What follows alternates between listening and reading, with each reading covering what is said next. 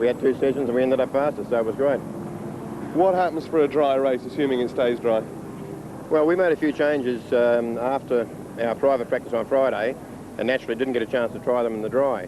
So we're reasonably confident that the car will be faster today in the dry than it was on Friday, and hopefully that may just make it competitive. Is there a big difference between driving the 635 and the new M3? Yes, there is, but no, there isn't. If you can understand me, it's you try and extract the most you can out of both the vehicles. It's just that one's a little bit more forgiving, that being the smaller, lighter car. You can get away with it a little bit more. You can drive it a little bit sort of harder, and it doesn't take its toll on the lap times. Do you think you're on for another win here at Calder? I'd like to think so, but I think it'll be pretty hard. So a confident Jim Richards, pole position for today's opening round of the Shell Ultra Australian Touring Car Championship. What a debut for the JPS BMW M3. However, the combination they'll all have to beat here at Calder Park is the Peter Jackson Nissan team. Last year, of course, they were unbeaten at this circuit.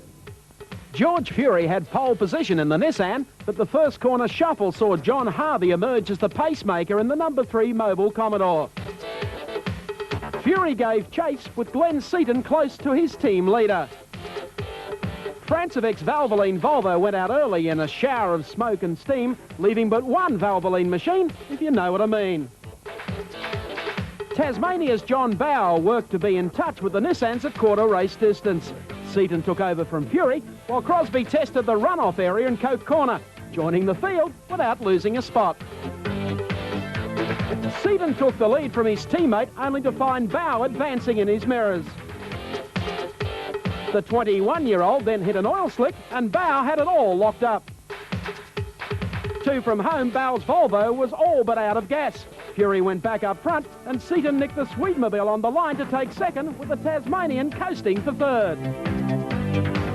Calder has been a happy hunting ground for the Nissan Skyline. The Peter Jackson crew believe they have the field covered here today. How their plans materialise, we'll discover in round 1 of the Shell Ultra Touring Car Championship, coming up after this break.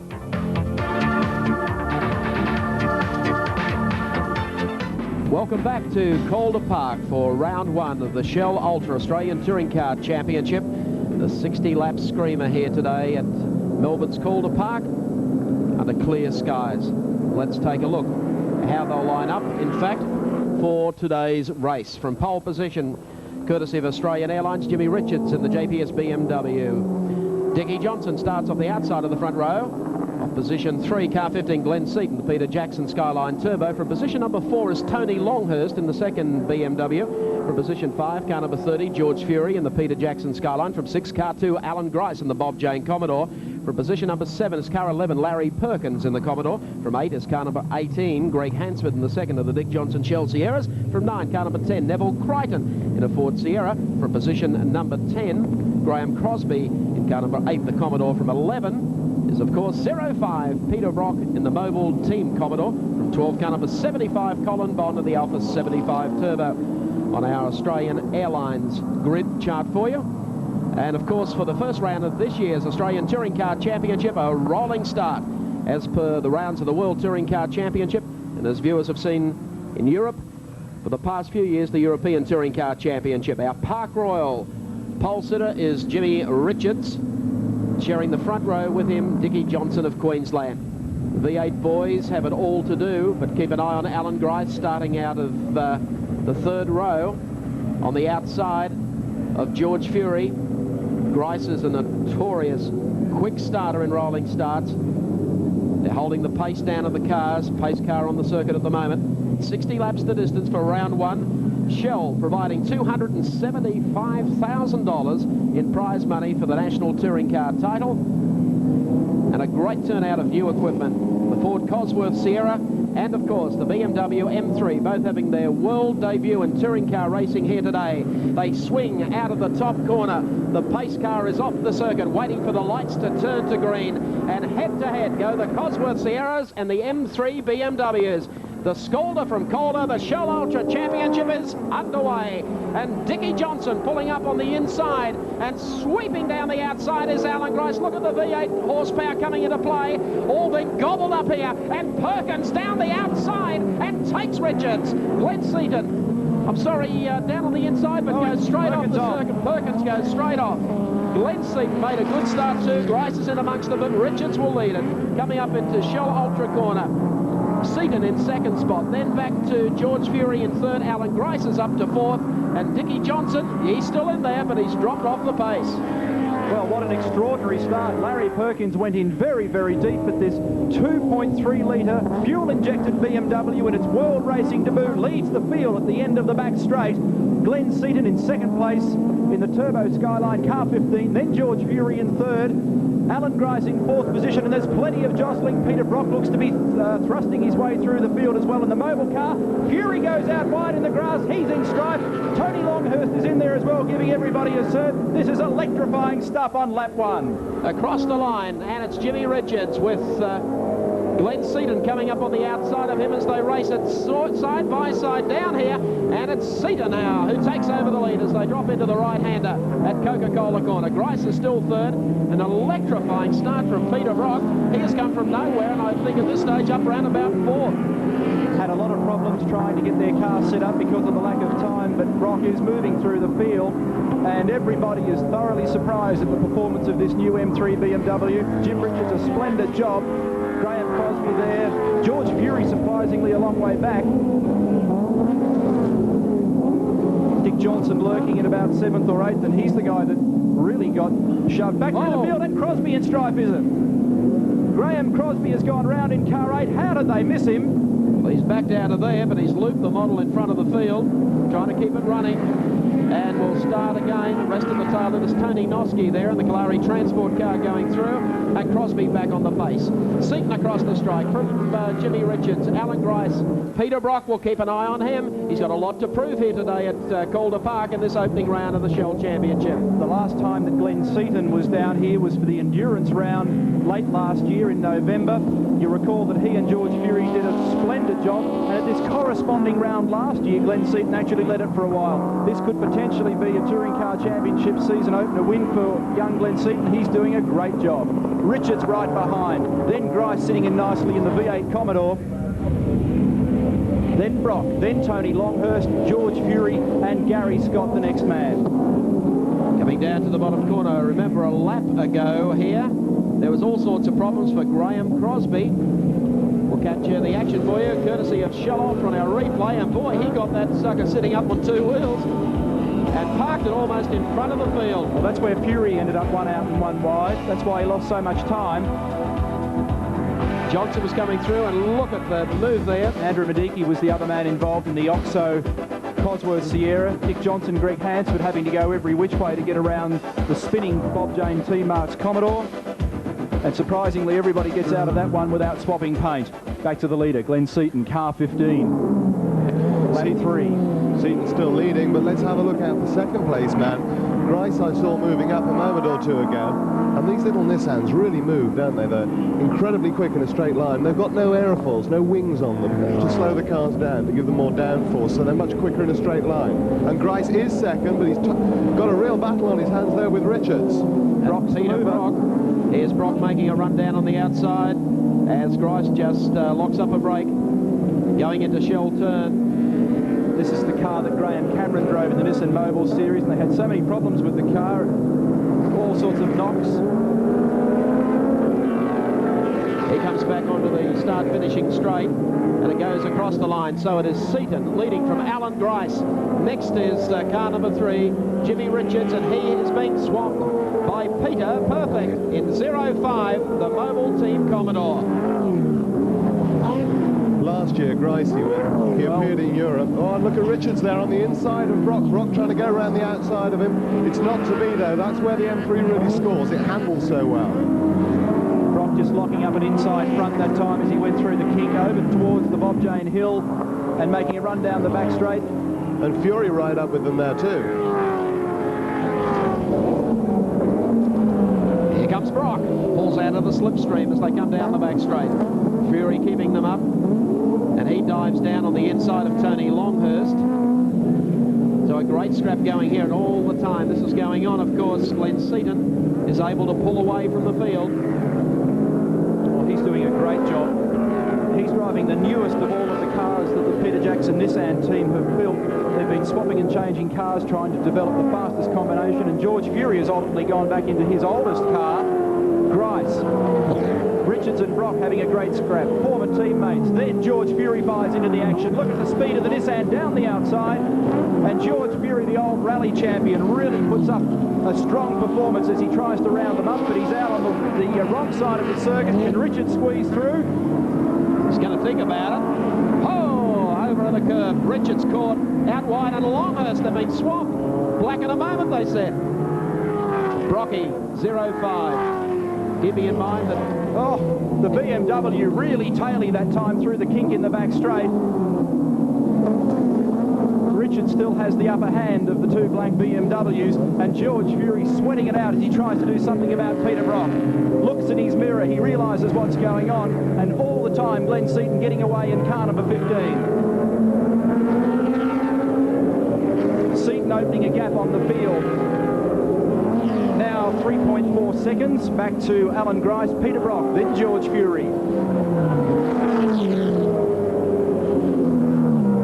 Gary Scott buying into the action here as well. Splits the two BMWs in car number 6 in his first drive for the Mobile dealer team. And the Queenslander, who was ousted from the Nissan team at the end of 1986, is also working his way through the field.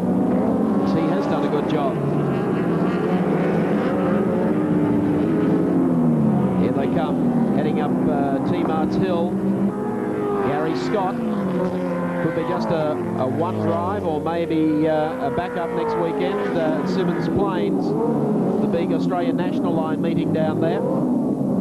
Larry Perkins is recovering as well. Andrew Miedecke, the next man in the Oxo Sierra Cosworth, and then Dick Johnson behind him. Boy, there's some action on that circuit at the moment. 2.4 kilometres, and all around it, these guys are going hammer and tong in the opening round of the 9-round series this year. Look at this though, teammates, Jim Richards in number 3 and Tony Longhurst in 4. And Perkins all over, comes down the inside, this Larry Perkins.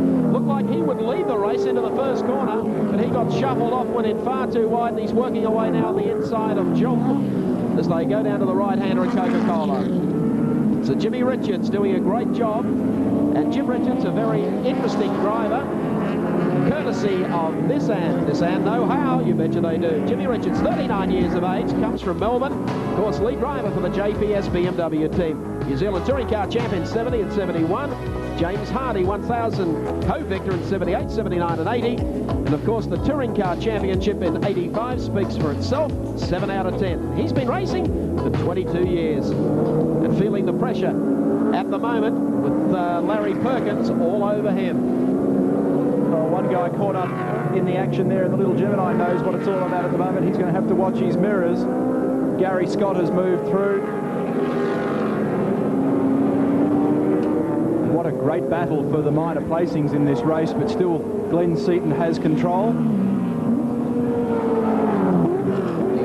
Perkins now right in behind Scott. Has a brave look on the inside. Pokes his nose through, and Larry Perkins in the Giltrap-owned Holden Commodore, the man that did so well in the second round of the Nissan Mobile Series in New Zealand, goes through. Gary Scott makes a mistake. Jim Richards takes his position away from him. And look at this battle between Peter Brock and George Fury. Fury, the runner-up in last year's Touring Car Championship, has been runner-up before. This year he wants the title. He's got a fight on his hands at the moment. Brock having a look in the mirrors that time, covered his tracks beautifully as they went down the Shell Turn, heading down now to Glowweave, the right-hander. Seton, meantime, is continuing to lead the field and lead it comfortably. Our viewers would have expected to have seen the new VL Commodore making its world racing debut this weekend in the hands of Peter Brock. That couldn't happen. He had to sell the car at the end of last week because of problems with his operation, as we well know. He's running the VK car that gave him a win in Wellington, and now battling with George Fury, who's on the outside in the Turbo Nissan. The two of them almost identical in straight line speed, but Fury extremely brave under brakes, has a prod on the inside. Goes through there. Brock throwing everything into this and moving around in the cockpit of the car too. Swings up T Mart Hill over the crest. Comes down towards our next camera and swings onto the back straight. Brock using all of the racetrack. He's running third on the road at the moment. Glenn Seton still leading from Allan Grice, Brocky, then of course George Fury. And Fury trying to find out how quick, in fact, the Commodore will be in the opening rounds of the touring car title, because he's got plenty of pressure on Peter Brock at the moment. And watch him duck for the inside if he can get the line down here, but Brock has been closing the gate on him and making him run the outside on him. This is going to be an interesting battle. And look in the background there, there's another half dozen cars getting stuck into it. So there's Grice in second position, Brock third, Fury on the outside of him. The Nissan perhaps marginally better under brakes, a little lighter. A very wide entry line into this corner will put Fury in a nice position as he makes an exit run. The torque of the V8 Commodore certainly functioning very nicely. All the time, Brock and Fury, of course, are getting closer to Grice. Yes, they're roping Grice back in. And Grice really hasn't had anyone to challenge at this stage. They move down the back straight. George this time pulls to the outside. Perkins still hovering in the background now. George looks down on the inside. They both waft around a little under brakes there. A great scrap this. Now, can Brock's tyres survive this kind of punishment for 60 laps? Working hard at the wheel. Clips the curb going in. That will try and get out and get back across to the right and hold the inside protection line for the next turn. They're coming up on one of the Toyotas. So, what a start to the Australian Touring Car Championship on our Castrol Oils 8 Oil scoreboard. Glenn Seton, the PJ Nissan Turbo leads it. Grice is second. Commodore Brock is third. Lap 14 of 60 laps in this first round of the Shell Ultra Australian Touring Car Championship, and look at the battle for 6th position. Gary Scott with his hands full. Andrew Miedecke in car number 35. Jim Richards making the best of his opportunities, and mixed in for good measure, Tony Longhurst in car number 4. What a fantastic battle for this opening round. Yes, the racing has been splendid, and right behind them, Dickie Johnson, and up ahead of them, the battle just rages with George Fury and Peter Brock. Trying to cover it all for you on 7 Sport, bringing you the action from Calder Park Raceway. Information through that Larry Perkins is the fastest man on the circuit at the moment with a 61.61 lap time, and that was as at the first 10 laps. Dick Johnson, car number 17 in the Shell Ultra High Ford Sierra Cosworth Turbo, a car still with a lot of development left in it. Got it up onto the front row yesterday in slimy conditions, and these are the cars to watch this season. The man in front of him also doing very well in a similar type of car is Port Macquarie's Andrew Miedecke, running in the Oxo team colours this season. World racing debut for the Cosworth. And I think Dickie Johnson got taken a bit by surprise by the rolling start. He was saying before the race, in fact, that he'd much prefer it to be a standing start as he finds his way past one of those Geminis there, getting in the dirt. Look at this for a scrap. It's continuing. Peter Brock holding down third on the road. Here comes the Tal Malmo farmer, Georgie Fury, and the Peter Jackson Nissan Skyline, and Larry Perkins coming down on the inside of him, and Lightning Larry just storms past. Comes down on the outside of Brock. This is where he went off before. Dabs the brakes as he goes in. Takes Fury. As they come out, it'll be Larry Perkins in the NZ Connectors Commodore, number 11. Keeping in mind Larry and Denny Holm on the second round of the Nissan Mobile 500 series at Pukekohe in New Zealand. And Peter Perfect now has another Commodore right behind him. Former team driver, Larry Perkins. Perkins is really operating. As you said, this man is the former chief engineer for the Holden dealer team. He was ousted in a rather nasty debate between his management and himself, and he wants to do something about trouncing the dealer team this weekend. Peter Brock looking in his mirror, and Larry Perkins, as I said before, the fastest man on the circuit, having come back from the off on the first corner. Here he comes, down on the inside as they come out of the corner. Boy, that was tight. I'll go across the line and see if Perkins has got the grunt of the NZ Connectors Commodore. It's horsepower coming into play. Who's got the fastest of the V8s? Perkins goes up. Now Brock down the inside of him. Farmer Fury wanting to hoe into the pair of them. Down to the right-hander. Coca-Cola corner. Perkins gets through. He now takes over second. Grice is over third, I should say. Grice holding second. And, of course, Glenn Seton continues to lead the race. The right-hander on the approach to Bob Jane T-Mart's Hill. Good drive this from Perkins. This is a fantastic drive from the man who did so well in that second round of the Nissan Mobile Series, and in theory was going to do very well in the opening round before his co-driver of the day, David Parsons, got into strife. And obviously the hard charger of the Commodore Brigade at the moment. They're still following Allan Grice though. He's got his car set up well. A little telltale there from Peter Brock. The back of his car starting to slide around just a little. Perkins, of course, did a lot of testing, didn't he, over the summer, out of season, a lot of testing, and it's really paying off now, I think. And it was all done here, and he spent a lot of time in this car. Well, you can't knock a country boy back. Here comes George again, coming down on the outside of Peter Brock. I'm quite surprised. Yes, straight down this time. It's a long way. Oh, it doesn't. Oh, Brock goes in, tap the brakes on the way in, almost lock the front wheel up. But George Fury, that nimble little Nissan. Well, that was just sheer great driving from George Fury. Went in wide, had to really get across the bows of Peter Brock and did it, and got away with it. And now, after being embroiled in this battle for the last 17 laps, has finally pulled clear of the mobile car and can get on with the job. Bits and pieces of plastic coming away there from the front left-hand corner of Brock's car. Wouldn't have thought you would have seen plastic on Brock's car. Coming into the right-hander. Car number 30, Georgie Fury, floats it out wide. George's race is far from over. Now he has a bit of a break and time to catch up on Allan Grice. George Fury, of course, the man who won more races, courtesy of Nissan know-how, and he's driving the right product. 42 years of age. He's a farmer. Comes from Talmalmo in New South Wales and drives the Nissan Skyline. First in the 77-79 Australian Rally Championship. Fourth in the World Rally Championship round in New Zealand. 12th in the Australian Touring 82 Australian Touring Car Championship. Second in 83. 11th in 84. Second in 86. And what a win record last year. One of the nice guys of the sport. Another profile courtesy of Nissan know-how. Right behind Larry Perkins as he enters the braking area in the back straight. Brock getting just a little closer again to the back of the Nissan. Might be interesting to take a look at the gaps between the lead contenders whilst we're looking at this battle back in the pack, and Glenn Seton is the leader on the Castrol GDX. Race splits 4.5 seconds up his sleeve from Allan Grice, who's got 1.89 seconds over Larry Perkins. Well, everything running very smoothly for Glenn Seton. Last year, of course, you'll remember that the Nissan team had the services of Gary Scott of Queensland. They've settled for their two drivers for 1987. Obviously George Fury in car number 30 and Glenn Seton in the PJ15 car.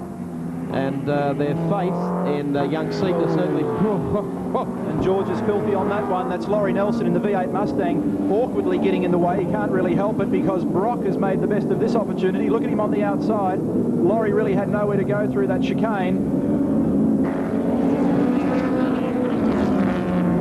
Case of watching the mirrors, and there is a great gap between the fast cars here today and the slow cars, make no mistake. Fury using a Dunlop radial tyre, medium compound, and Brock of course using the Bridgestone tyres on the Commodore, and if anything, once he drops out of the slipstream at the back of the Nissan Skyline, he's going to have problems tailing him down this very long straight. Australia today, an important venue for the opening round of the National Touring Car title because of the debut of the M3 and of course the Cosworth Sierra. It gets a lot of favourable reaction in the UK. Your impression so far, Richard?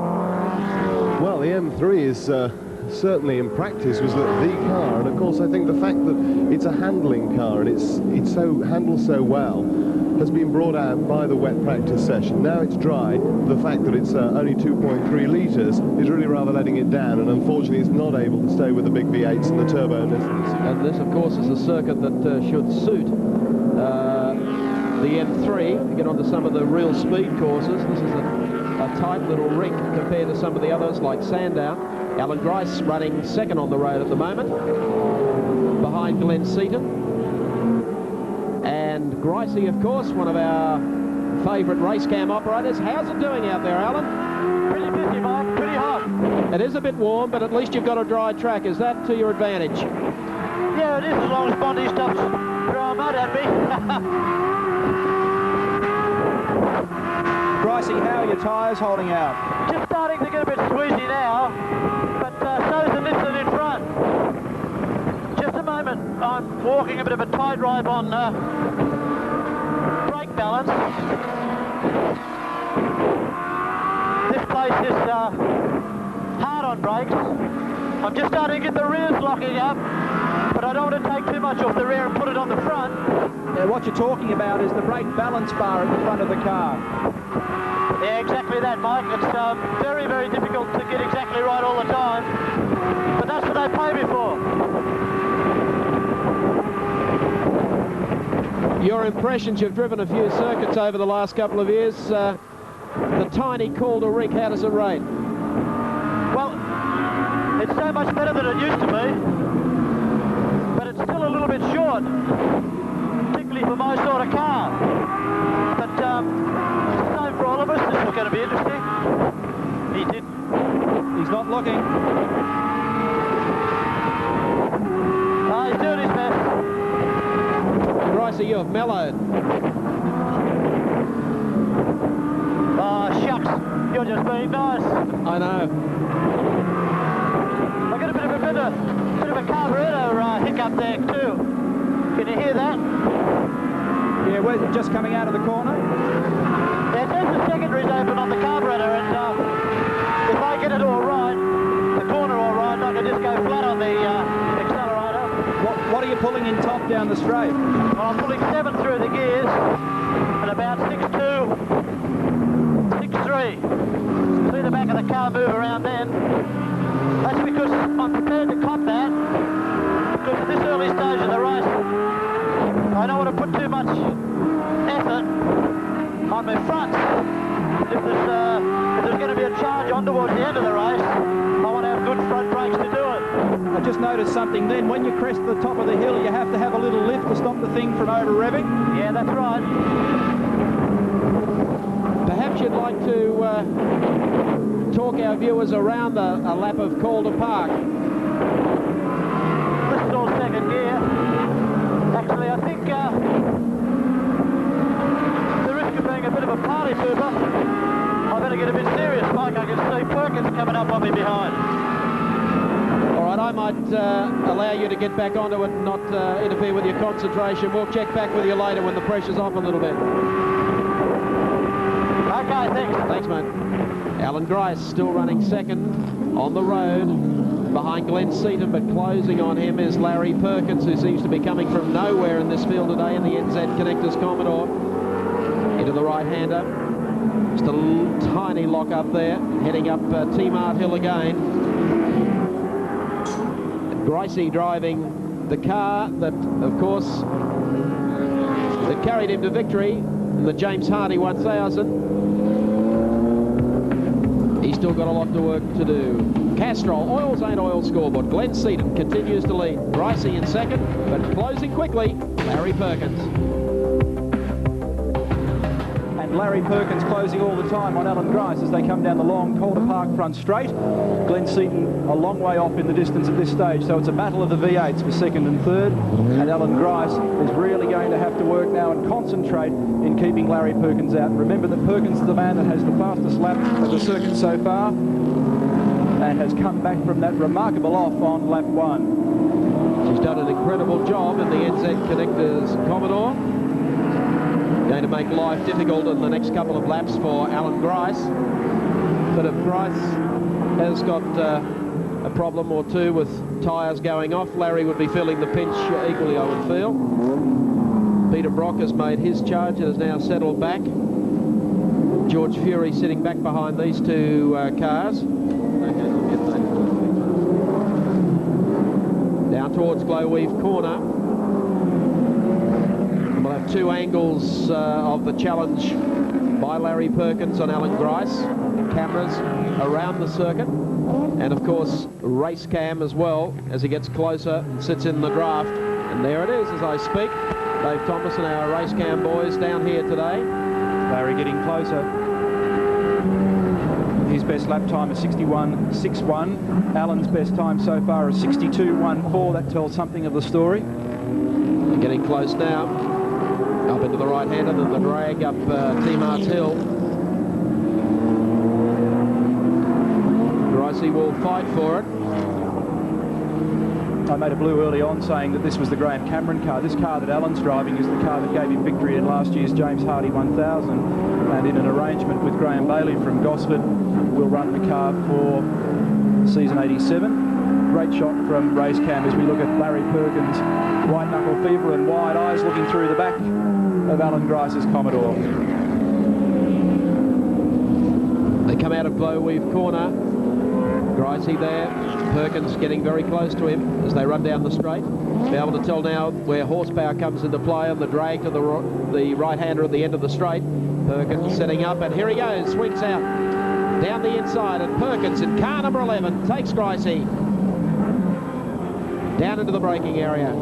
Grice takes a wide entry now, figuring that he might be able to get an advantage on the inside as he comes out, but it doesn't seem to be working for anybody who's tried that today. And Perkins just seems to have that slight advantage with pace. Now that can come from two things. It can either be horsepower or just sheer cornering and handling ability with his car, which comes back to the way that he's set it up and the tyres that he's using. He's coming out of corners quicker, stands to reason that he's quicker down the straight. I think it's likely to be a combination of both, to be quite honest. The speed that he's going down the straight and the way that he passed Brock's car and Grice's car, the car has got to be quicker in a straight line. Larry Perkins, car number 11, courtesy of Nissan Know-How. Stats, of course, on Larry Perkins, 36 years of age, from Melbourne, driving the NZ Connectors Commodore, first in the James Hardy 82, 83, 84, first in the Formula 4 Driver to Europe back in 71, first in the 72 Australian Formula 2 Championship, and first in the Australian Rallycross Championship. A versatile lad is Lightning Larry. Well, he's done a fine job to round up Allan Grice, and he did it very nicely without any problems. And he can now concentrate on the job of working away the back of the lead Nissan. It's going to be a fairly tall order. Glenn Seton getting towards the braking area of the back straight. I'll give you some indication of that gap. And it is 5.5 seconds. Lap 30 of 60 laps, halfway through this first round of the Shell Ultra Australian Touring Car Championship. Next weekend, the action comes to you from Symonds Plains in Tasmania near Launceston. And it's likely that anything can happen down there on a completely different type of circuit. Allan Grice told us before on Seven's race cam, this is a circuit hard on V8s. Hard because these cars weigh 1,325 kilograms. Right at the moment, they're doing 250 kilometres an hour, and they have to pull them up to a second gear right-hander at the bottom. And if there's anything these cars hate, it's abuse of tyres. The Nissans are making the most of that situation at the moment. So race leader, Glenn Seton in car number 15. Doing a great job for the Peter Jackson Nissan Skyline team here today. Coming down the back straight, holding that strong advantage that he's held since the opening lap. He probably has nightmares of that particular corner. Keeping in mind he led the race last year, corresponding fixture, and looped the car, hit his oil slick patch down there, looped the car, and but then made another remarkable recovery to come back through the field and finish second to Georgie Fury, his teammate. Glenn Seton. So behind the three that we've been following, George Fury now in a comfortable fourth position, followed by Brock, then Jim Richards, Andrew Miedecke, Tony Longhurst, and then Dick Johnson. And the gap is closing between Seton and Perkins. We've got a race on our hands, that's for sure. Richard, you haven't seen the Nissan Skylines in Europe as yet. Look like they'll make a big contribution to the World Touring Car Championship, judging by the form here today. You've seen them at Bathurst, and of course how strongly they went at the Nissan Mobile Series in New Zealand. They strongly resemble the Volvo in terms of handling, I think, and power output. Where they score over the Volvos, of course, is that the car slips through the air a lot more easily, and so it's a lot quicker in a straight line. The interesting thing that we were discussing earlier today, Richard, about these cars is that they don't have that great downforce that perhaps the other cars have, and whilst that works in their favour at a circuit like perhaps Calder. When we cast our minds back to last October at the James Hardy, you remember how unstable they were across the top of the mountain, and that's something that George was telling us yesterday is a bit of a worry with these cars at this stage. It is a problem, but then again, when you've got an engine that is perhaps a little bit limited on horsepower, which the Nissan engine is, it's not giving as much power as, say, the big V8s and so on. It would be a disadvantage, I think, to be losing that much speed on the straights at the moment. Obviously, as the car has developed through the years and it's got some sort of future ahead of it, I think, they'll add wings and aerodynamic devices to hold the car down on the road. Well, car number 15. Peter Jackson, Nissan Skyline. 21-year-old Glenn Seton. Go for it, boy. Castrol, Oils Ain't Oils, bring in the top three. Seton, the leader. Lightning Larry in second. Grice running third. In the pits after a valiant try today, Peter Brock in 0.5. Really gave it everything, but smoke was pouring out of the car. As Pete says, I gave it my best shot, but obviously an engine problem there. It was starting to emit a lot of blue smoke in the last half lap, and he's just coasted it into the pit area. It's not been his week, really, has it? No, not really. Mick Webb, the team manager on the other side of the car, mechanics consulting with but a very relaxed Peter Brock. He knows what it's like to win, and he knows also what it's like, the heartache of giving it your best shot and then having to pull into the pits. He put up a very, very good performance earlier on, in fact. The way that he came through the field from the start was just amazing. And then moved up very comfortably up the rest of the field, up to 4th place where he was running. And had a good battle with Georgie Fury as well.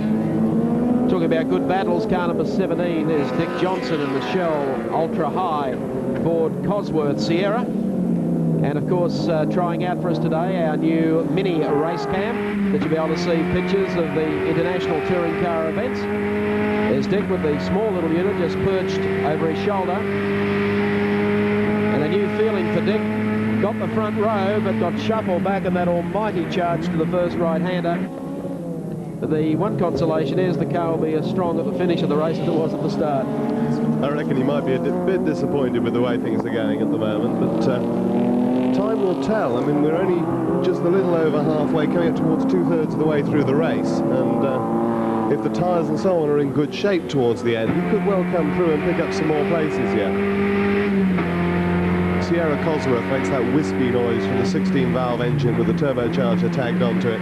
Takes all the rort out of the engine noise. And you notice the difference between Grice and Johnson there. Johnson much more smooth. So Dickie Johnson continues running about 8th in the field at this moment. There's our race leader, Glenn Seton, in car number 15, but as you can see, closing right up behind him is Larry Perkins in car number 11, the NZ Connectors Commodore. And Larry has just sprung from nowhere, stormed through the traffic after looking so good in the first corner. But he's also been able to pick up the other challenges in the race as well. I refer to Allan Grice and, of course, George Fury. So they've closed this one up appreciably. Well, after watching Perkins in practice, this doesn't come quite as much of a surprise as it might be. All the testing and so on that he's put in is obviously paying off now, and when I was asked earlier on about it, I thought that he'd be the man for the race. Okay, let's go down to the pits. Neil Crompton. Thanks very much, Mike. Well, the situation, of course, you saw Peter Brock coming to the pit area in the 05 Mobile Dealer Team car. He had some problems during the week that we all know about, and he came from a long way back on the grid. And Brocky, you carved them up in the early stint, but unfortunately things went wrong towards the end. Yeah, very happy off the grid. I was having a ball there for a few laps, but the new experimental Bridgestones we're using weren't quite right. We had no chance of testing them. They've got new ones on the way. I'm quite sure they'll be great. But that was going for it. I revved it up extremely high, and well, it's certainly something was very much amiss there before. What's let go? Any idea? No idea. I think it'd be the top end of the motor. I don't think it's don't think it's a lubrication problem. We expect to see you at Simmons next weekend? Yeah, certainly, yeah. And I hope Gary and I will both be down there. We'll both be a lot wiser because of this experience this weekend. We know what compounds to run. We know, well, the cars were going pretty good, let's face it. Early on there, I was sort of being pretty close to the lead. I was pretty happy. You said yesterday in the press conference that you were going to sit down and discuss Gary's future last night. Did you do that, and have you come up with a future for him? Yes, we have. We're planning that Gary will be down there on Thursday. Tyre testing, new tyres in from Bridgestone's being dropped down to the workshop tomorrow. And we hope to really get to grips with the chassis development part of the car. We think we're on the right track. Obviously, our cars were, we can see how fast it was early in the race, really. OK, Pete, let you get back to it. Thanks for talking to us. Peter Brock out of round one of the Shell Ultra Australian Touring Car Championship, but obviously at this stage, not a spent force, and we'll see him later. Mike. Thank you, Neil. OK, the race continues. Neville Crichton there in the white Sierra Cosworth, having a lap put on him by Glenn Seton in number 15, and right behind Seton is, of course, Larry Perkins. Once again, they take the bottom end of the circuit in through Coca-Cola Corner, and now head up T-Mart Hill. Great maturity on the part of Glenn Seton, only 21 years of age. His dad, Bo Seton, of course, was a household name in touring car racing back some years ago. And Barry Seton, of course, doing all the engine work for the Peter Jackson Nissan team. Nothing like keeping it all in the family. He's raised a good offspring, I'll tell you that. The kid is a very, very good driver. Very underrated last year. He wound up tapping a couple of cars. And, of course, everyone blamed the youngster. He's matured tremendously. Let's take a look at the Castrol GTX2 race splits to give you an idea of the times. Glenn Seton is your race leader for Peter Jackson Nissan. 1.42 seconds clear of Larry Perkins in the Commodore. A further 5.68 seconds back to George Fury. They've already put a lap on one of the M3s. So it's all closing up rather dramatically. T-Mart Hill again. Perkins. Still stalking the 15 car.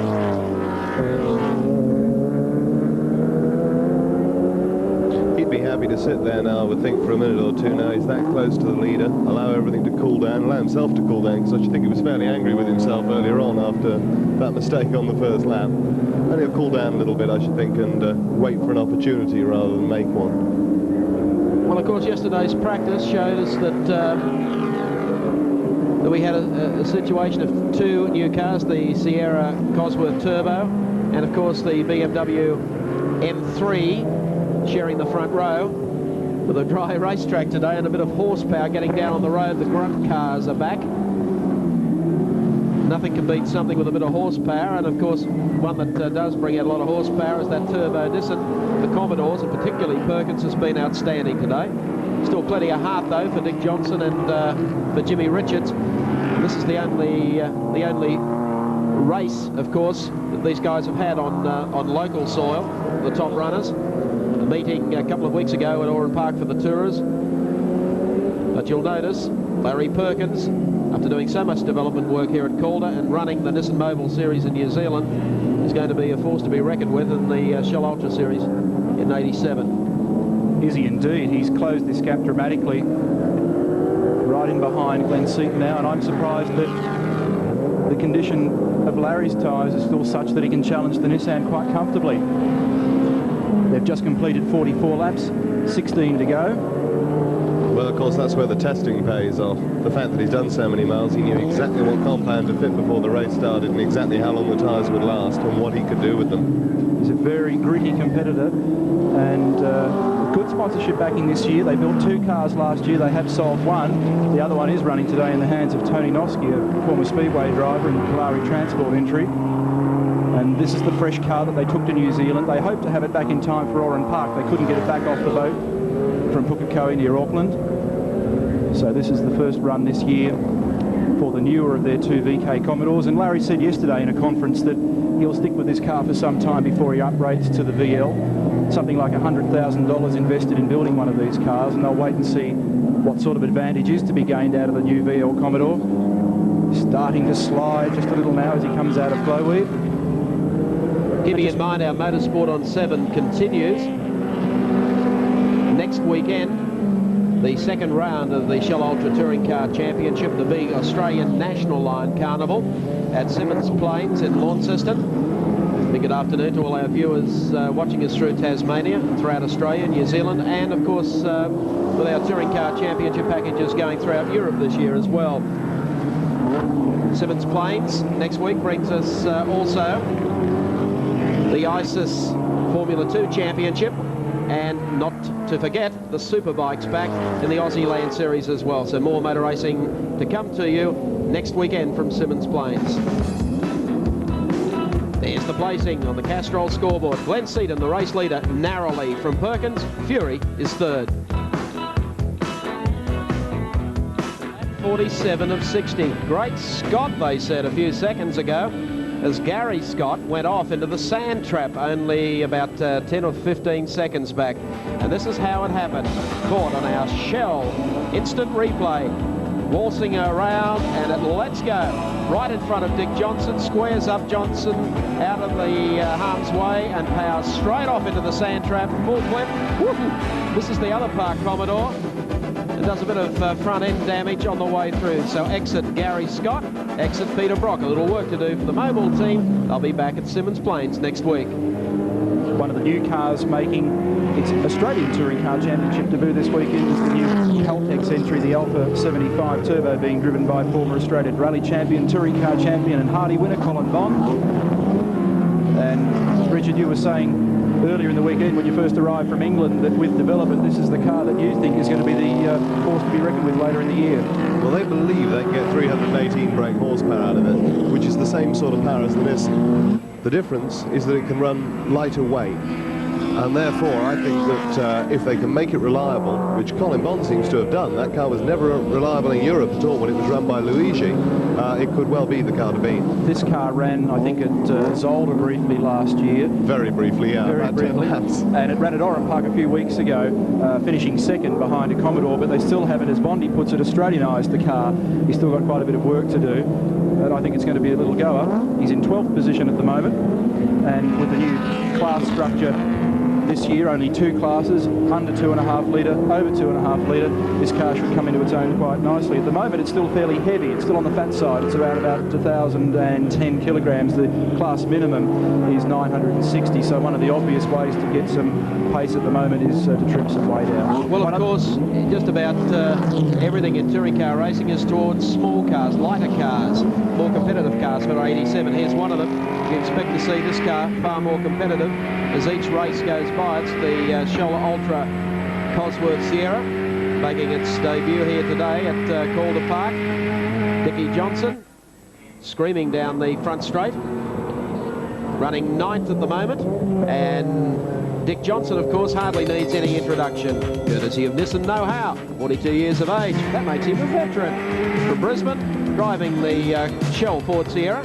First in the Australian Touring Car Championship, 81, 82, 84. Second in the 85 Touros. 6th in 86.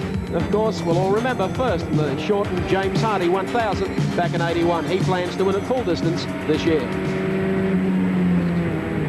Gary Scott continues to lead. Opening round of the Australian Touring Car title, and here he is. Glenn Seton, I'm sorry, got the Scots and the Setons. Those in the sands and those that have been trapped. You take a look at the front of that car, I think he's had a bit of trouble with one or two of the back markers getting in his way. There's certainly been a few of them lurking out there, and it brings up an issue that surfaces regularly in Australian motorsport. What do you do with the very small cars, the under 1.6 litre cars? And I guess you just have to be wary of the traffic. Everybody knows they're there. I think the guys with small cars do their very best sometimes, but if you're committed to a line, you just have to stay with it. But Glenn's done a great job so far to thread his way through difficult conditions and still got control of the race. And Larry Perkins is just inching closer all the time. Yeah, I think he's just sitting there waiting. It's a lot easier to follow somebody and push them rather than take the lead. But at this stage of the race, Perkins is going to want to do no more than he absolutely has to, and then leave it until the last moment. I think, you know, come 4 or 5 laps from the end, I think that's when we'll see him start to make his. The only problem is, looming in the background is another blue and white Peter Jackson Nissan Skyline. The driver happens to be a New South Wales farmer with the name of George Fury, and he is coming on like gangbusters in the closing stages of this race. We're getting set for a tight finish to the opening round of the Australian Touring Car title from Calder Park this afternoon. At the moment, though, all the cards seem stacked in favour of the man leading. Castrol scoreboard shows Glenn Seton still doing it for PJs. Perkins is second, the NZ Connectors Commodore, and third, George Fury in Nissan number 2. 54 of 60, opening round of the Shell Australian Touring Car Championship. And of course, Glenn Seton in the Peter Jackson Nissan Skyline number 15 continues to lead. They're Seton just ahead of Dick Johnson, and sitting right in behind Dick Johnson at this stage is Larry Perkins, trying to stay in touch. And right behind Perkins is George Fury, coming in for a tight finish as they go across the line. They'll have 5 laps remaining. Fury's the man that's moving at the moment. Larry's still attributed with having recorded the fastest lap of a 61.61, but George just recently improved his best time down to a 61.87. You could see a moment ago just how much he's closed that gap. And Glenn Seton, the man with pressure on him at the moment, he's doing a good job. We were discussing it in the break. And this will be a real test of his skill. Only 21 years of age, but been driving for a long time and coming up behind Tony Noski in the ex-Larry Perkins VK Holden Commodore, well-known speedway exponent. And he's let them all rush by. Moves out to allow Glenn Seton through. Perkins still on the charge after a opening round race win at Calder Park today.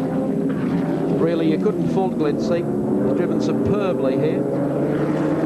Fury still looming as a potential danger man, certainly for Larry Perkins. As lap after lap, he just gets a little closer. Heading downhill to the right-hander at Coca-Cola. one of the interesting things that I just checked was the lap record held at this circuit with touring cars, and George Fury's got it at a time of 60.91. And that, of course, is about a second quicker than he's gone so far today, so maybe he's got something in reserve still. Track conditions are a little different today, and temperatures play a very big role in the way these turbo cars perform, and that can always be weighed into account. But I am surprised that in 12 months that they're still circulating at around about the same time. But also remember that George had to fight very hard early on with a lot of traffic, and in fact most of the guys didn't. There he is, front left-hand side of his car, looking a little worse for wear as well. And when your tyres are fresh and your fuel load is lightening, but you've got traffic around you, you obviously can't put in your optimum lap, and that's possibly what happened. They certainly won't be doing it right now. So the order, still Glenn Seton for the Peter Jackson Nissan team, Larry Perkins, NZ Fluid Connectors Commodore, and George Fury in car number 30, the second of the Skylines. And they are all on the same lap, separated only by probably a couple of seconds.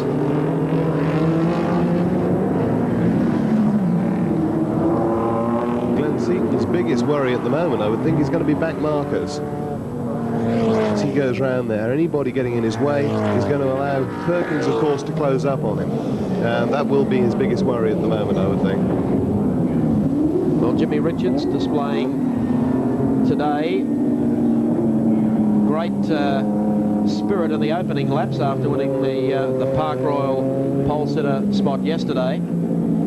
I think we can expect bigger and better things to come from the M3, perhaps a week from today at Simmons Plains. In fact, Park Royal have also picked up some sponsorship with Larry Perkins for this season as well, so they've become involved in motorsport, which is good for us all. But I don't know whether or not we're going to get too much closer between these three guys. I think they've all got the rubber band stretched as tight as it'll go. Murray Carter there in the Everlast entry car number 14, same spec as the lead car, but about to lose a lap to the leader. Hey, True Blue. Hurry up over the top of T-Mart's Hill. They're on lap 58. There's about 1.5 to go. Larry will pull all the stops out now. The victorious finish to this first round of the Shell Ultra Australian Touring Car Championship.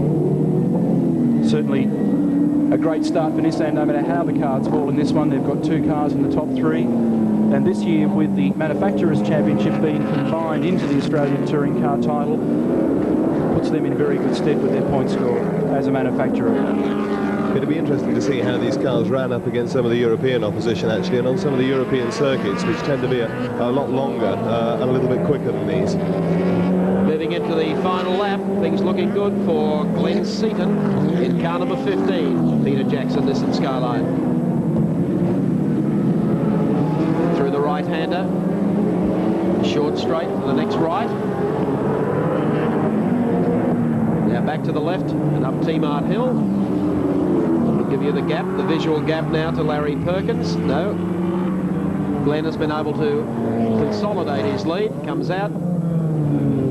He's got Carter just ahead of him. Slows him up just a titch as they come down to Shell Corner.